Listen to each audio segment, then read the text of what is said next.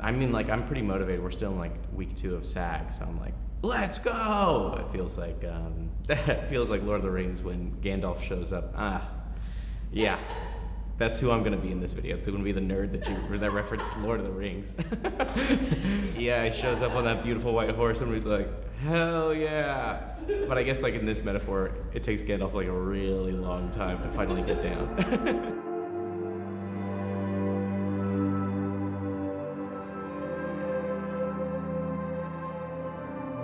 Hey, I'm Jeremy Culhane, and I'm an actor. I kind of did a bunch of things in college, like film and videos and improv, and then when I moved out here I started just doing commercials, and that helped me just get right into the union. A Ford commercial. No, yeah, it was a Ford commercial. Nice. Yeah, just kind of being silly, having a good button at the end of a commercial audition. That's the trick, everybody. Yeah. The job that got me like SAG eligible was in 2015. My friend shot like a really quick thing at his house. And he was like, oh yeah, this is gonna be huge. This is gonna be absolutely huge. So he had it like SAG, yeah, like signed and all that stuff. Yeah, it's gonna be like the biggest web series. I don't think it ever came out, but helped me get into the union, yeah. I'm still pretty motivated. It's been good to go to the picket lines, and I was going to the picket lines before, but now it's just so much more full, and feels like we have a little bit more like negotiating power now. And it feels like just like a thing that's happening in America right now. It's just all the strikes, and in terms of like streamers, the difference in pay is just like crazy. I cannot believe the difference between like when I shoot like a network show versus a streamer show.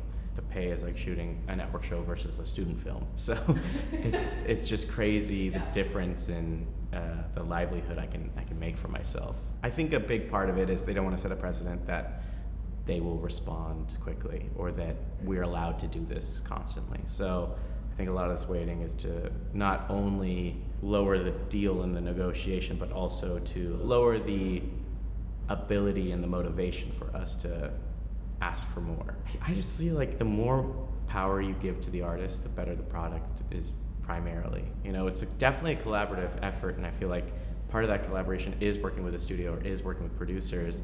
They have an extremely valuable and irreplaceable skill set, but it's a problem when that skill set is 90% of it rather than a little bit more, and it feels like you give a little bit more money, a little bit more power to the creatives. I mean, that's how big shows get made. That's how you can make money. Oh, okay. It's an elephant. I got it in Africa. My parents are from there, so reminds me of them. And they've done a lot to build a life for me in LA and build a life for me out here. And let's end this strike so I don't keep wasting their hard work.